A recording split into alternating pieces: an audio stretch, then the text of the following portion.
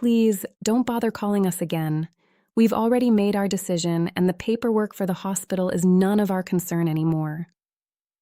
That wasn't a doctor delivering a terminal diagnosis. That wasn't a debt collector or a cold-hearted stranger. That was my father's voice, David. It was steady, flat, and devoid of even a flicker of warmth, coming through the tinny speaker of my phone as I lay in a room that smelled of iodine, floor wax, and the metallic scent of my own fear. I couldn't breathe properly. The oxygen mask felt like a heavy weight on my face, and every breath was a battle I was losing. My hands, thin and trembling from the first round of chemotherapy, clutched the phone like it was the only life jacket in a stormy sea. "Dad," I whispered, my voice cracking, a sob catching in my throat. "The doctors, they say the treatment is expensive. I can't do this alone. I'm scared. Please, I just need my family." There was a pause on the other end. For a split second, a tiny, foolish part of me thought I heard him sigh. That maybe, just maybe, the father who used to carry me on his shoulders would come back. But then came the words that would burn into my soul forever.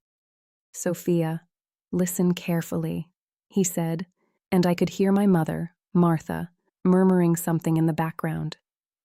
"We've discussed this. We cannot afford your treatment.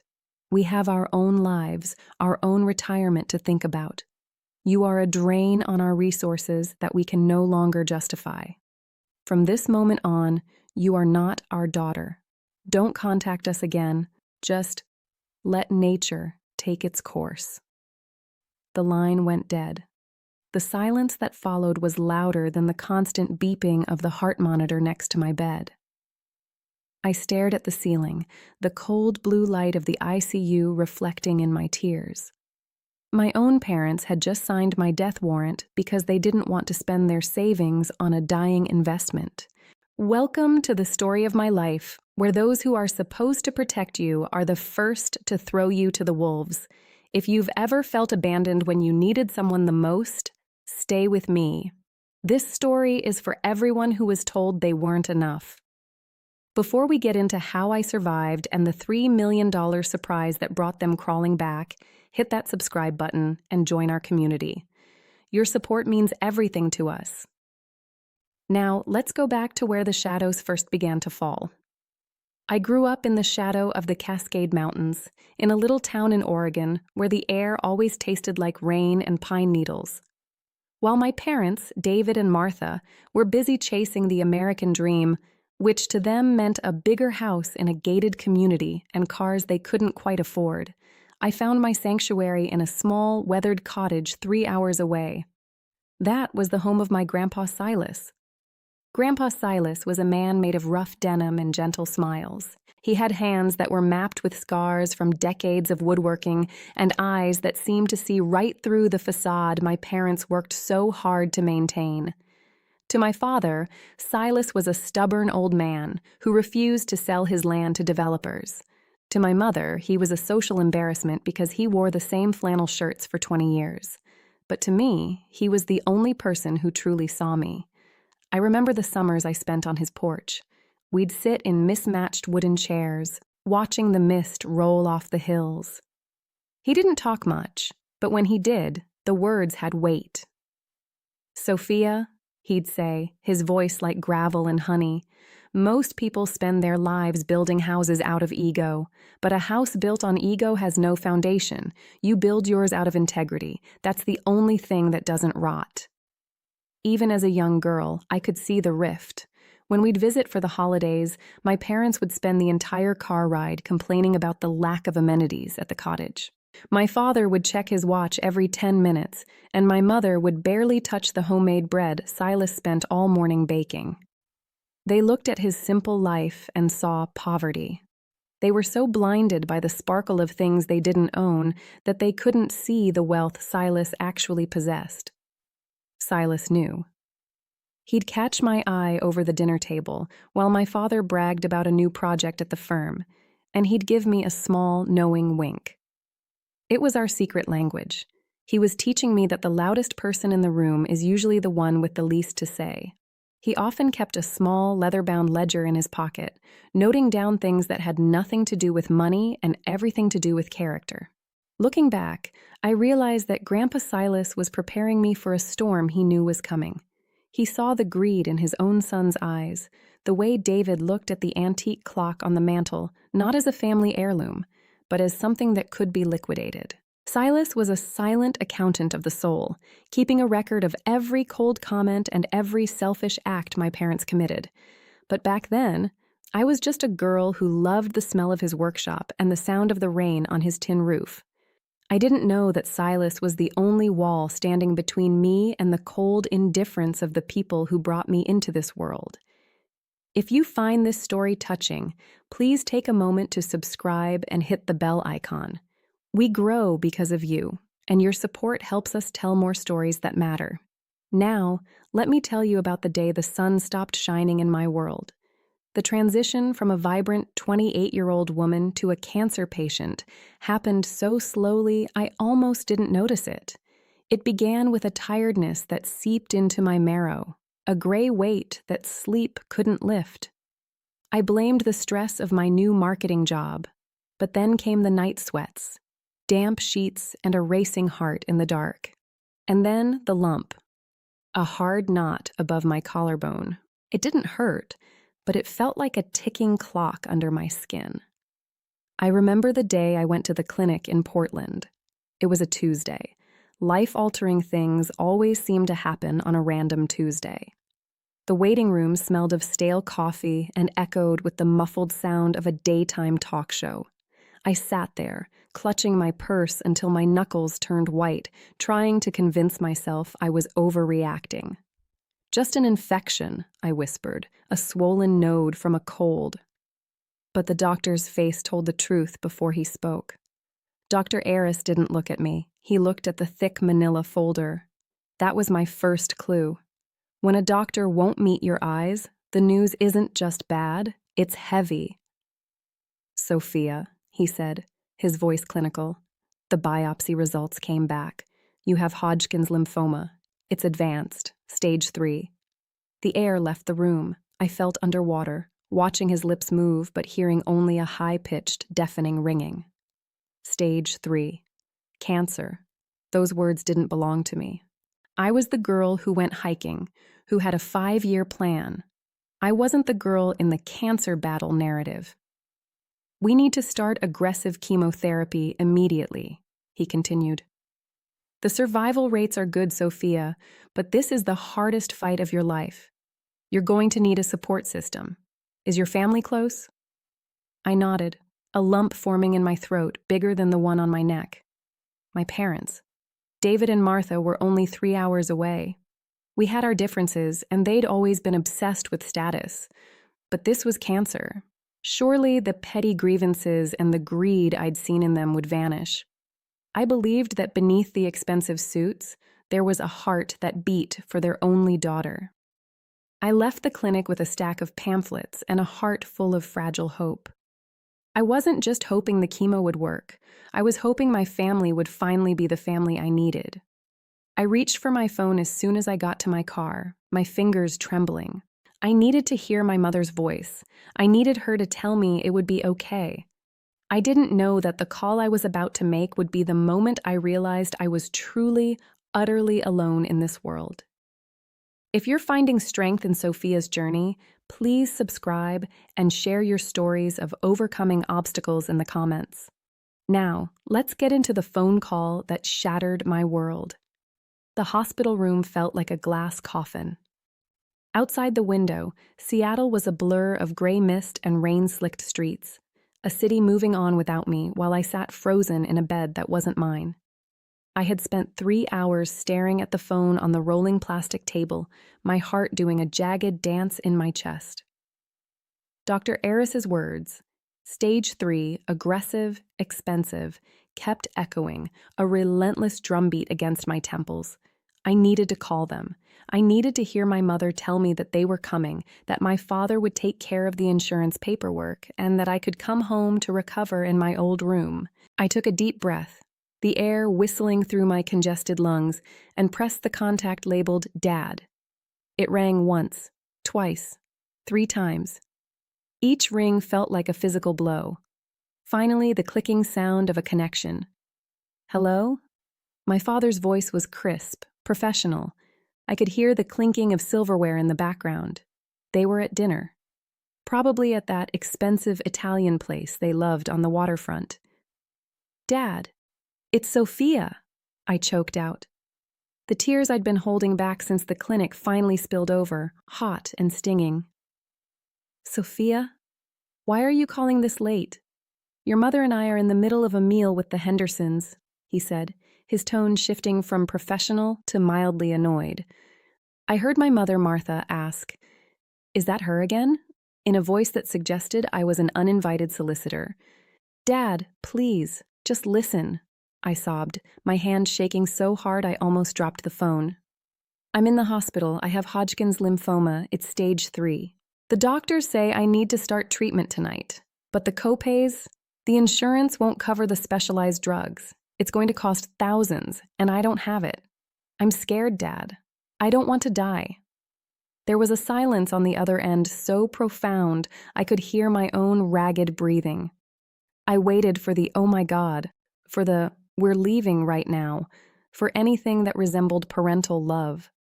Instead, I heard my father clear his throat, that clinical cold sound he used when he was rejecting a low-level employee's request for a raise. "Sophia, we've talked about your life choices before," he began, his voice dropping to a low, hard octave. "You chose to move away. You chose that low-paying marketing job instead of staying at the firm. And now you're asking us to liquidate our retirement savings? For a diagnosis that, let's be honest, the survival rates aren't guaranteed. We've worked 40 years for what we have. We cannot afford to throw money into a sinking ship." I felt the blood drain from my face. "A sinking ship? Dad, I'm your daughter. I'm 28 years old. I'm not a bad investment. I'm a human being." "Are you?" Martha's voice suddenly cut in. She must have taken the phone from him. "You've always been a drain, Sophia. Even as a child, it was always your needs, your drama. We finally have a quiet life, a respected image in this community. Having a daughter who is sick and bankrupting us? It doesn't fit the life we've built. Please don't contact us again. You're not our daughter anymore. We've already called our lawyer to ensure we have no financial liability for your medical debts. Just handle it yourself." The line clicked. Then, the dial tone. A long, flat, monotonous hum that sounded like a heart monitor after the heart has stopped. I sat there, the phone pressed to my ear until the screen went dark.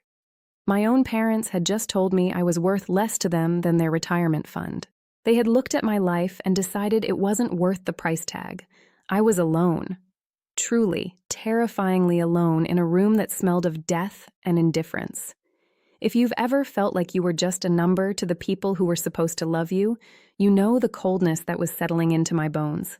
Before we get into how I found the strength to fight when I had nothing left, please take a second to subscribe and hit that like button. It's stories like these that remind us we have a chosen family right here. I looked at the nurse's call button. I didn't press it. I didn't want anyone to see me like this, a girl whose own parents had just signed her death warrant. The silence of a hospital at 3:01 a.m. isn't actually silence. It's a rhythmic, mechanical hum, the hiss and push of the ventilator, the rhythmic beep of a heart monitor that sounds like a metronome for a life that's barely holding on. In those first few weeks of my treatment, that sound was my only companion.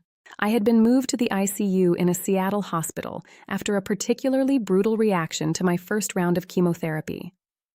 My body was failing, but my mind was painfully, terrifyingly awake.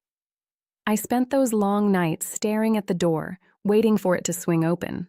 I imagined my mother, Martha, rushing in with her eyes red from crying, or my father, David, standing at the foot of my bed with a look of regret. But the door only ever opened for people in scrubs. My bedside table, which should have been covered in get well cards and flowers, was a barren landscape of plastic water cups and medical charts. I was the girl in room 412 that no one called for. I was the daughter who had been discontinued. My hair began to fall out in clumps. Every time I moved my head on the pillow, I felt the friction of my own mortality. The physical pain was a deep, electric ache that ran from my marrow to my skin, but it paled in comparison to the emotional vacuum left by my parents. I'd watch through the crack in my door as other patients were surrounded by their families. I'd hear the muffled sounds of laughter or soft weeping from the hallway, the sounds of people who were loved. In those moments, I felt like a ghost haunting my own life. Then there was Donna. She was the night nurse who walked into my room at exactly 11:47 p.m. I know the time because she always said it out loud, a small anchor in the drifting sea of my consciousness. Donna didn't just check my IV lines. She talked to me as if I were a person, not a diagnosis. She smelled like betadine soap and peppermint, a sharp, clean scent that cut through the chemical haze of the ICU. "You hang in there, sweetheart," she whispered one night as she adjusted my oxygen. She took out a small notebook from her scrub pocket and made a note. She saw the empty chair in the corner of my room, the one that had been vacant for 14 days. She didn't ask where my parents were. She knew. She had seen this kind of abandonment before in her 23 years of nursing. She would sit by my bed for 5 minutes during her break, telling me about the rain in the city or a book she was reading. She treated my loneliness as a wound that needed as much care as the cancer. "Your vitals are stronger tonight, Sophia," she told me, squeezing my hand with a grip that was warm and steady, the only human touch I had felt in weeks. In the darkest hours, when the chemo made me feel like I was burning from the inside out, I'd remember Grandpa Silas's words about building a foundation on integrity. My parents were building theirs on greed, and it was hollow. I was alone, yes. But in the quiet care of a stranger like Donna, I was starting to realize that I didn't need to be their investment to be worth saving. If you believe that a stranger's kindness can sometimes be more powerful than a family's love, please subscribe and help us share more stories of hope. The news didn't come as a phone call. It came as a heavy, suffocating silence that filled the room even before Nurse Donna spoke a word. It was a Tuesday, another Tuesday, and the rain was lashing against the hospital window like it was trying to break through the glass. Donna walked in, her footsteps slower than usual, her gaze fixed on the floor. She didn't check my IV. She didn't look at the monitors. She just sat on the edge of my bed and took my hand. "Sophia," she whispered, and I felt the air leave my lungs. "Your grandfather, Silas. He passed away this morning at the cottage, a heart attack. They said it was quick.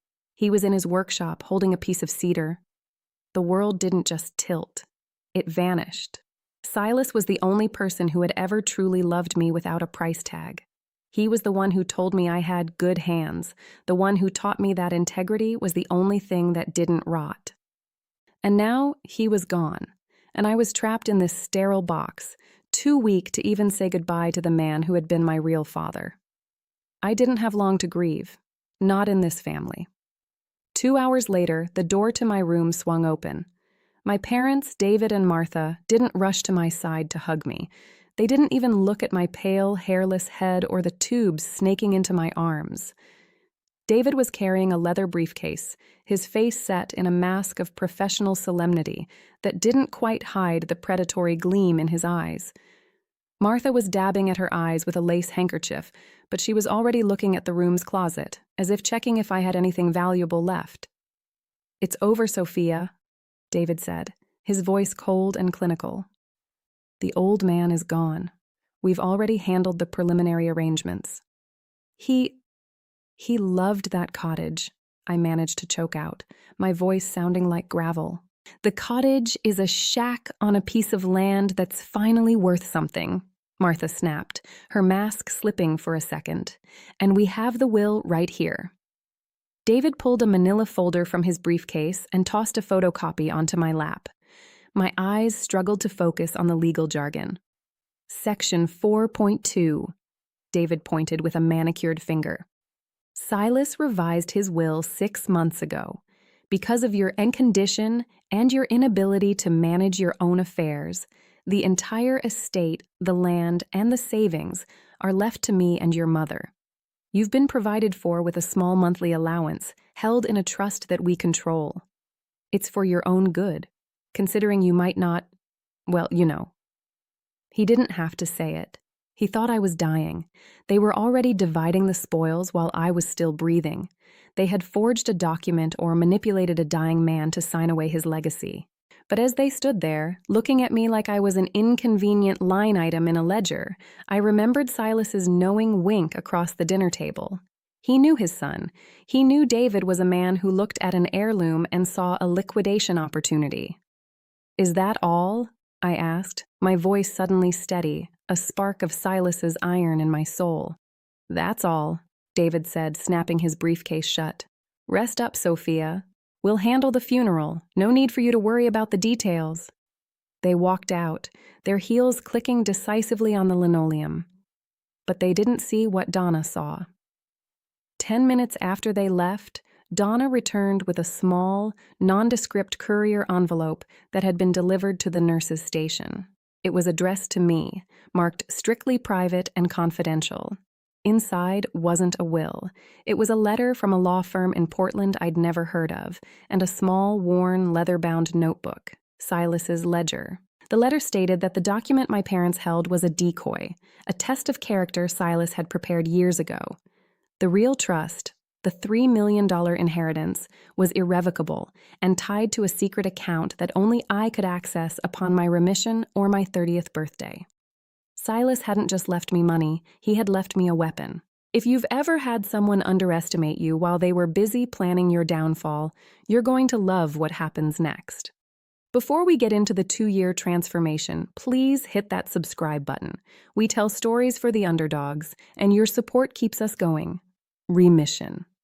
It's a word that sounds like a prayer answered in a whisper. The day Dr. Aris told me the cancer was gone, that my scans were clean, I didn't celebrate with a party. I sat in my car in the hospital parking lot and cried until my chest ached. Not because I was sad, but because I had survived a war that my own generals, my parents, had hoped I would lose. I looked at my reflection in the rearview mirror. My hair was growing back, a short, dark fuzz that felt like velvet. I looked different. My eyes were harder. The soft, trusting girl I used to be had been burned away by chemotherapy and betrayal.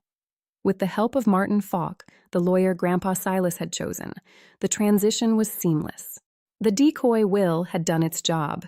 My parents were busy fighting over a cottage and a piece of land that was tied up in legal red tape Silas had intentionally designed to stall them. Meanwhile, I had access to the true legacy, $3 million. It was more money than I had ever seen, but to me, it wasn't for shopping sprees or luxury cars. It was my armor. I left the West Coast without a backward glance. I moved to New York City, a place where you can be anyone, where the noise of the world is loud enough to drown out the echoes of a ringing phone that no one answered. I didn't tell anyone where I was going. I changed my number, my social media, and for a while, I even changed the way I walked. I was no longer the dying investment. I was a survivor with a foundation built on Silas's integrity. I used the inheritance to start a niche marketing and consulting firm. I worked 18-hour days, fueled by a quiet, cold fire. I remembered how my father, David, used to talk about liquidating assets and market value. I learned his language, but I used it better. I invested in real estate, bought shares in emerging tech, and built a reputation under a corporate name that had no link to the Sinclair family. I was a ghost in the industry, the woman who owned the building but never stood in the lobby. By the end of the second year, I wasn't just healthy, I was powerful. I lived in a penthouse overlooking the skyline, a space filled with light and air, the exact opposite of that iodine-scented ICU room. I had a new circle of friends, a chosen family who knew me as Sophia, the entrepreneur, not Sophia, the patient. But every morning, when I drank my coffee and looked out at the city, I'd see Silas's old leather ledger on my desk. It was a reminder of the price of my freedom. I had built a life they couldn't touch. I was wealthy, I was strong, And most importantly, I was invisible to them. Or so I thought. But greed has a way of sniffing out gold, even from 3,000 miles away. If you believe that success is the best revenge, hit that like button and subscribe. We're about to get to the part where the vultures realize they picked the wrong daughter to abandon. While I was building a life of steel and glass in Manhattan, the world my parents had constructed out of ego and borrowed money was beginning to rot from the inside out. David and Martha Sinclair had spent decades maintaining a facade of wealth that was as thin as a single coat of paint. They had liquid assets, sure, but they were tied up in bad investments, the kind of get-rich-quick schemes my father always fell for. They had poured everything into a luxury condo development in suburban Oregon that stalled for 18 months and eventually went bankrupt, leaving them with nothing but legal fees and a mortgage they could no longer service. I found this out not because I went looking for them, but because I had hired a private investigator to keep a quiet eye on the Sinclair name. I didn't want revenge. I wanted an early warning system. I wanted to know if the wolves were ever coming back to my door. The report I received was pathetic. They had sold the family home. My mother, the woman who once scoffed at store-brand items, was now living in a 2-bedroom rental on the outskirts of Portland, spending her Sunday afternoons clipping physical coupons from the newspaper because she couldn't afford the digital ones. My father's retirement fund, the one he had protected over my own life, had been decimated by the bankruptcy. They were drowning, and for the first time in their lives, the Sinclair image was shattered. Then came the catalyst. My 30th birthday passed, and with it, the final legal locks on Grandpa Silas's true trust fell away. The $3 million didn't just stay in a bank. It was active. It was public in the way that large trust distributions occasionally are in legal journals. And David Sinclair, a man who could sniff out $1 through a brick wall, finally found the scent. They realized the will they had fought over, the one for the shack in the mountains, was a decoy. They realized that the dying investment they had discarded was actually the wealthiest member of the family. The realization must have been a bitter pill, but greed is an excellent anesthetic. They didn't feel shame. They felt opportunity. I remember the day their first message arrived. It wasn't a call. My father was too cowardly for that. It was an email, long and rambling, filled with words like stress, misunderstanding, and family healing.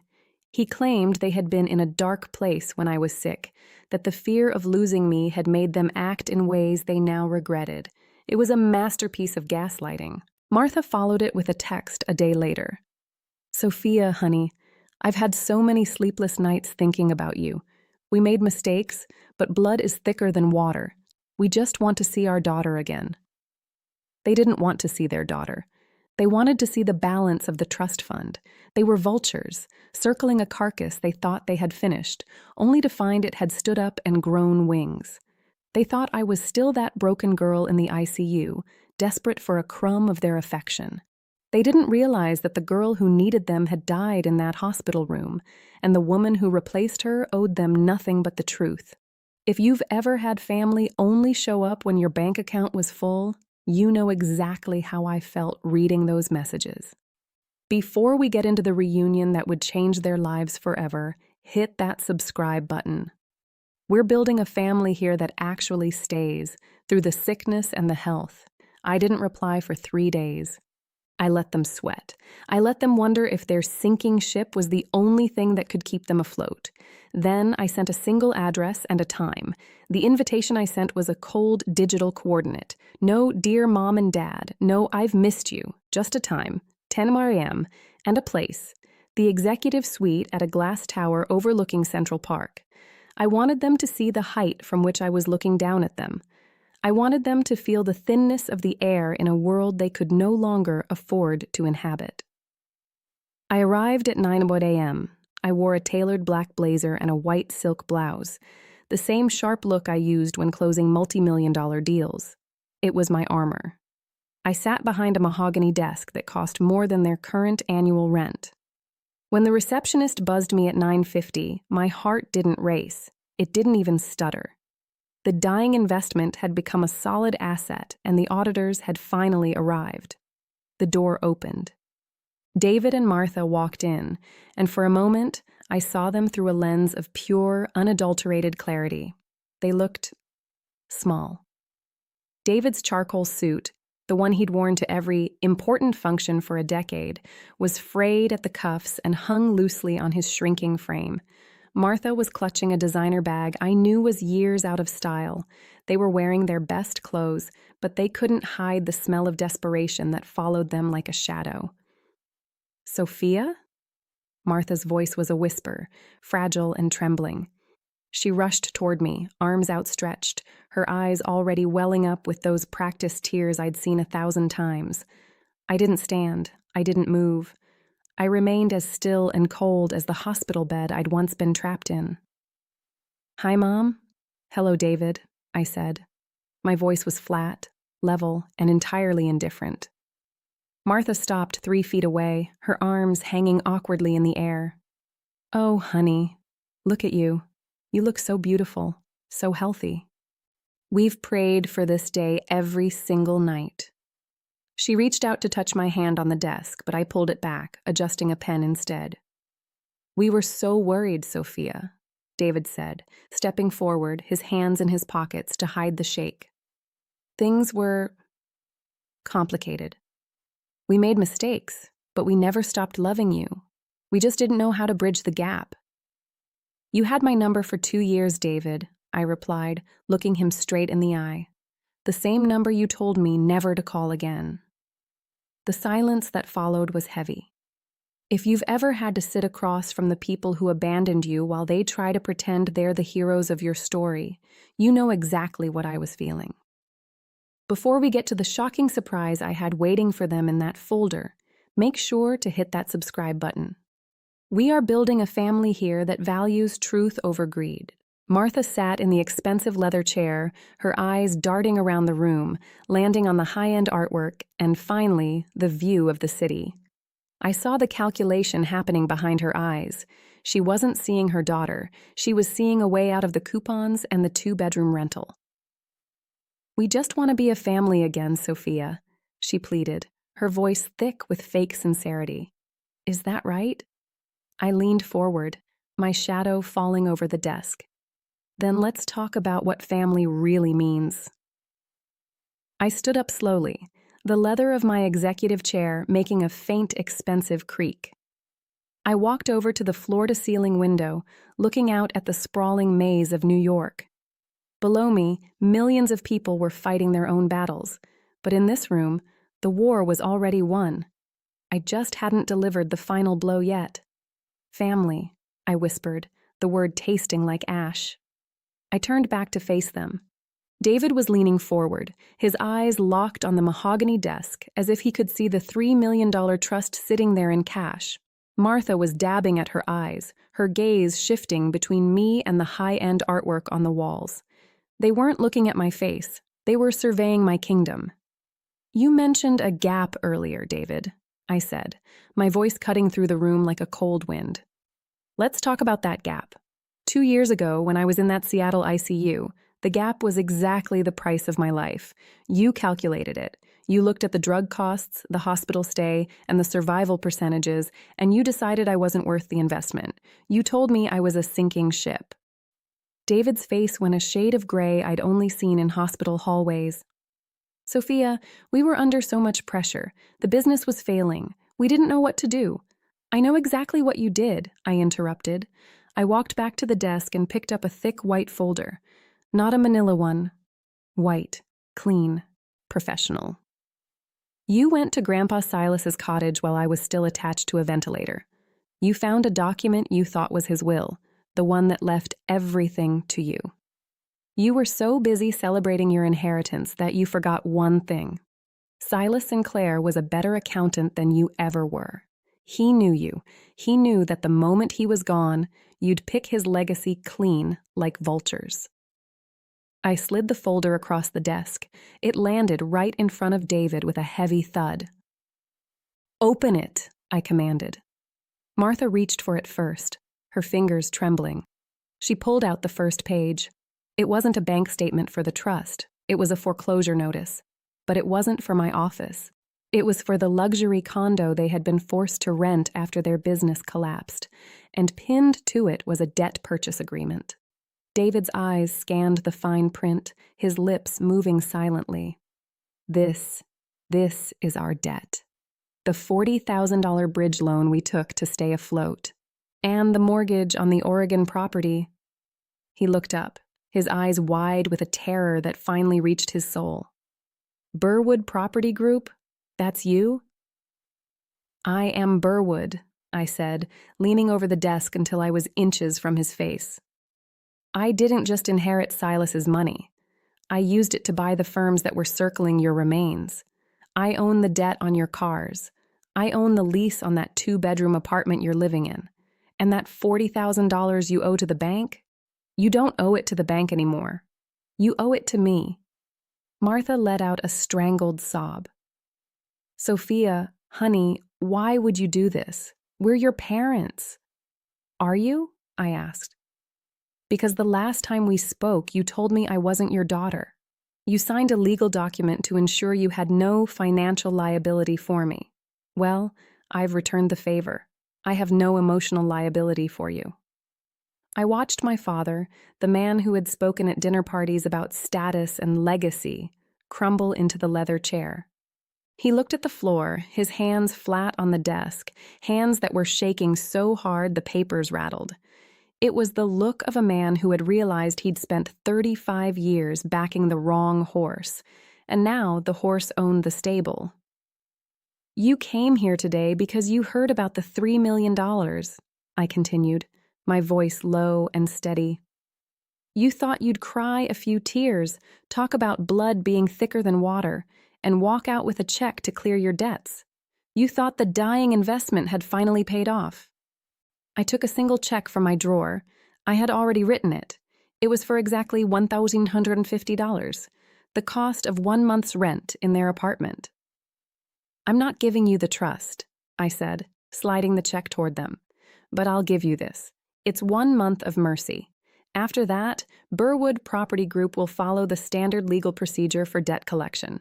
No favors, no discounts, just business. If you've ever watched someone realize that the person they stepped on is the only one who can save them, you know the silence that was in that room. Before we get to the final words I said as they walked out, please subscribe. We share stories of those who find their voice when the world tries to silence them. Now, I said, pointing toward the door, get out of my office. You have a mortgage to figure out. My father looked at the check for $1,150 like it was a death warrant. It was the exact amount of the rent he owed me, the daughter he had discarded like a broken toy. Martha was still sobbing, a sound that used to tear my heart open, but now just sounded like static on a radio I had already turned off. Sophia, you can't be serious, David stammered, his face a map of desperation. We're your parents. You have millions. This is a drop in the bucket for you. Just clear the debt. Give us the lake house back. We have nowhere else to go. I leaned back, the silence of the room amplifying the weight of my words. The lake house is gone, David.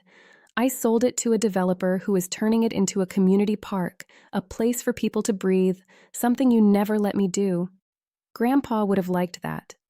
And as for being my parents, I paused, letting the cold air of the office settle between us.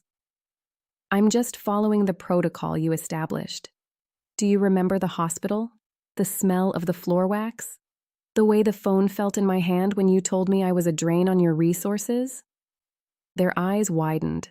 They didn't think I'd remember the exact words. But betrayal has a way of sharpening the memory until it's as thin and lethal as a razor blade. You told me that you couldn't justify the investment, I continued, my voice steady and devoid of the anger they expected. You told me to let nature take its course. Well, nature has taken its course. I survived, and your greed didn't. I built a foundation on integrity, just like Silas taught me, while yours was built on ego and debt. I'm not punishing you out of spite. I'm simply treating you with the same professional indifference you showed me when I was fighting for my life. You're our daughter, Martha shrieked, reaching for my hand across the mahogany desk. I stood up, pulling my hand away before she could touch my skin. No, you made that very clear 2 years ago. You are not our daughter. Those were your final words to me when I was dying. Today, as I am living, they are my final words to you. I pressed the button on my intercom. Sarah, please have security escort Mr. and Mrs. Sinclair to the lobby, and remind them that any further communication regarding their tenancy must go through our legal department. I am no longer available for personal calls. As they were let out, David looked back one last time.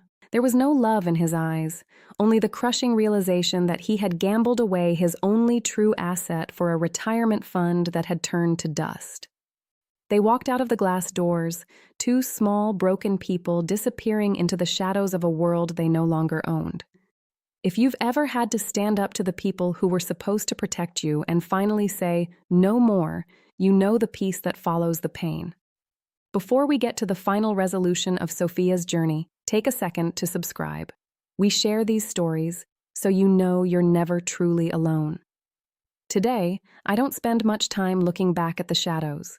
I still keep Grandpa Silas's leather-bound ledger on my desk in my Manhattan office, but I've also bought back his small cottage in the Oregon mountains.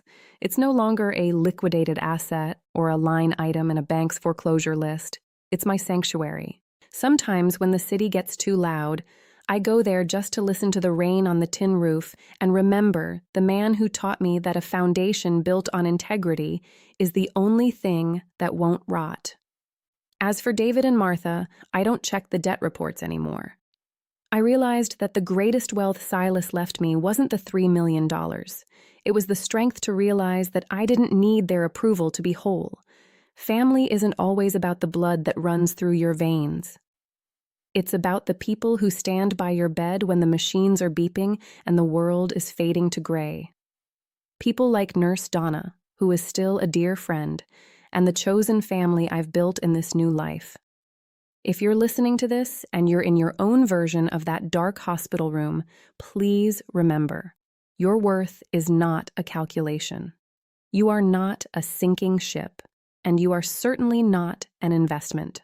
You are a human being, and you deserve a seat at a table where you are loved for your soul, not your balance sheet.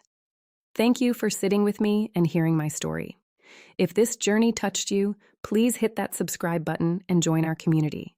Your support allows us to keep telling stories for the underdogs who finally found their voice. Drop a comment below. I read every single one. I'll see you in the next story.